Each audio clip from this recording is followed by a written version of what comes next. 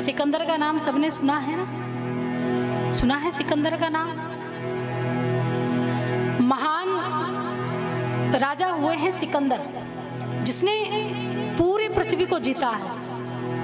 जितने भी पूरी पृथ्वी में राजा महाराजा थे, उनसे आज तक कोई नहीं जीत पाया। धन लूटते, घर लूटते, हत्याएं करते, चोरी करते, डकैती करते। जब इतना सब कुछ प्राप्त करने के बाद भी अंत समय उनका जानते हैं कैसा था? उन्होंने क्या कहा था अपने सेवकों से?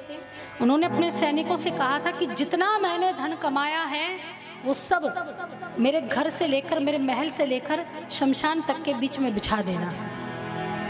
क्या कर देना? उस धन को बिछा देना, ताकि लोगों को ये पता चले कि सिकंदर ने कितना कमाया था, लेकिन जाते समय वो एक फूटी कौड़ी भी नहीं लेकर जा सका। फूटी कौड़ी भी नहीं लेकर जा सका।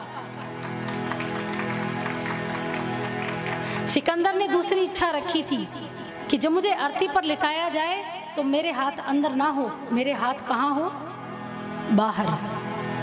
आप देखेंगे मुर्दे के हाथ हमेशा खुले रहते हैं। कभी ऐसे होते, कभी नहीं होते। बच्चा जब आता है तो ऐसे आता है, और जाता है तो लेकर आता है, अपने कर्म लेकर आता है, अपना भाग्य लेकर आता है। लेकिन जाता है तो जो कमाया है वो यही छोड़कर जाता है। सिकंदर ने कहा मेरे दोनों हाथ बाहर कर देना, ताकि समस्त जगत को ये पता चले कि सिकंदर खाली हाथ आया था और खाली हाथ ही जा रहा है।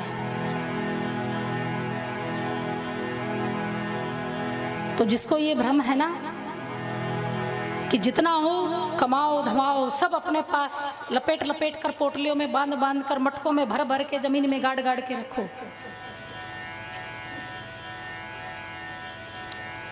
अगर बच्चा आपका सुपात्र है, बच्चा सुपात्र है, तो वो बढ़िया धन कमाएगा, आगे आपका वंश बढ़िया प्रकार से चलाएगा। लेकिन कितना भी धन कमा लीजिए, अगर पुत्र कुपुत्र हो गया तो करोड़ों भी एक दिन में समाप्त हो सकते हैं। तो सबसे बड़ी संपत्ति क्या? संतान को इस लायक बनाइए। माताएं अक्सर कहती हैं कि जिसका बेटा बहू अच्छी आ जाए तो गंगा जी नहाएं, बिटिया बढ़िया घर में ब्याही जाए तो गंगा जी नहाओ, है ना? तो कहने का तात्पर्य क्या है? कहने का तात्पर्य यही तो है कि आपने इतने बढ़िया संस्कार उसे दिए होंगे, ये सामने वाला घर परिवार इतना अच्छा मिल गया कि आप जिम्मेदारियों से मुक्त हो जाते हैं। बहू बढ़िया आ गई तो आप अपनी जिम्मेदारी से सौंप देते हैं कि अब मैं बढ़िया खूब भजन कीर्तन करूंगी, अब जो जिम्मेदारी है वो तुम आगे संभालो।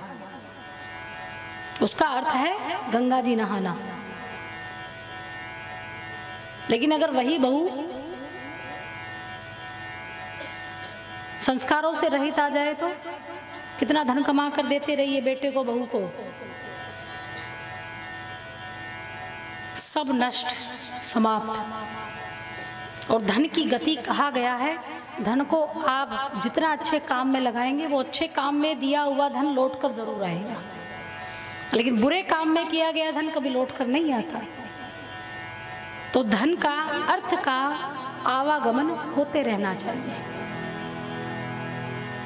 कभी उसे इकट्ठा मत रखिए, गड्डिया बना बना कर मत रखिए।